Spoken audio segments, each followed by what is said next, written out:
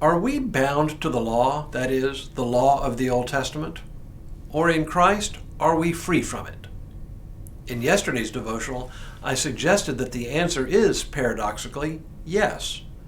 We are both bound to the law and yet free from it. How can this be? I suggested that it is one of the central dilemmas we face in the Christian faith that is better left unresolved. For the next several days, I'll work through some of the laws of the Old Testament and try to demonstrate their continuing significance even for us Christian people. Then I'll turn to some of the other dilemmas we face in the Christian faith.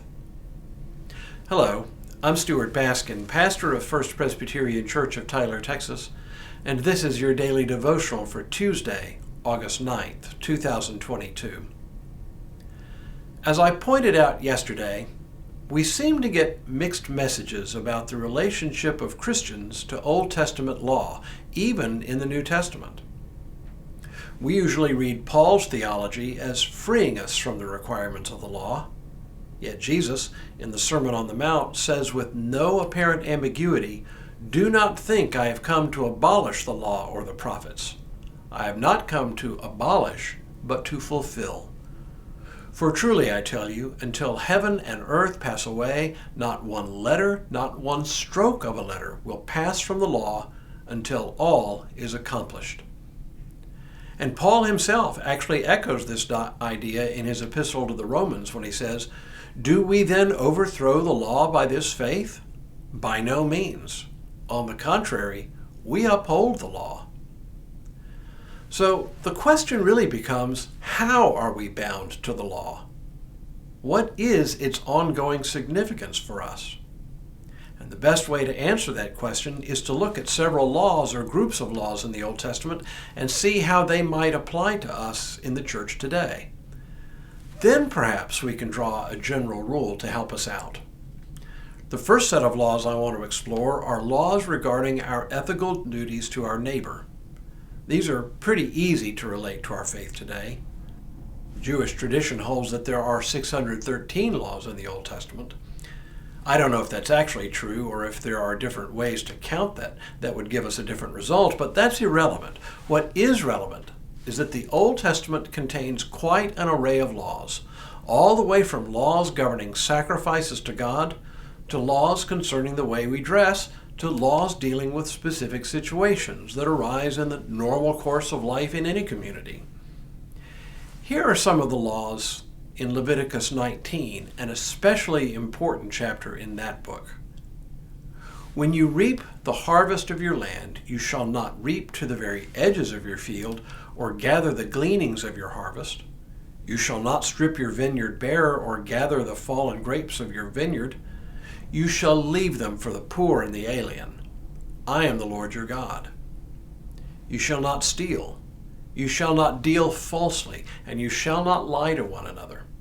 And you shall not swear falsely by my name, profaning the name of your God. I am the Lord. You shall not defraud your neighbor. You shall not steal, and you shall not keep for yourself the wages of a laborer until morning. You shall not revile the deaf or put a stumbling block before the blind. You shall fear your God. I am the Lord. You shall rise before the aged and defer to the old, and you shall fear your God. I am the Lord. When an alien resides with you in your land, you shall not oppress the alien. The alien who resides with you shall be to you as the citizen among you. You shall love the alien as yourself. For you were aliens in the land of Egypt. I am the Lord your God. You shall not cheat in measuring length, weight, or quantity. You shall have honest balances, honest weights, and an honest ephah and an honest hin. I am the Lord your God, who brought you out of the land of Egypt. You shall keep all my statutes and all my ordinances, and observe them. I am the Lord.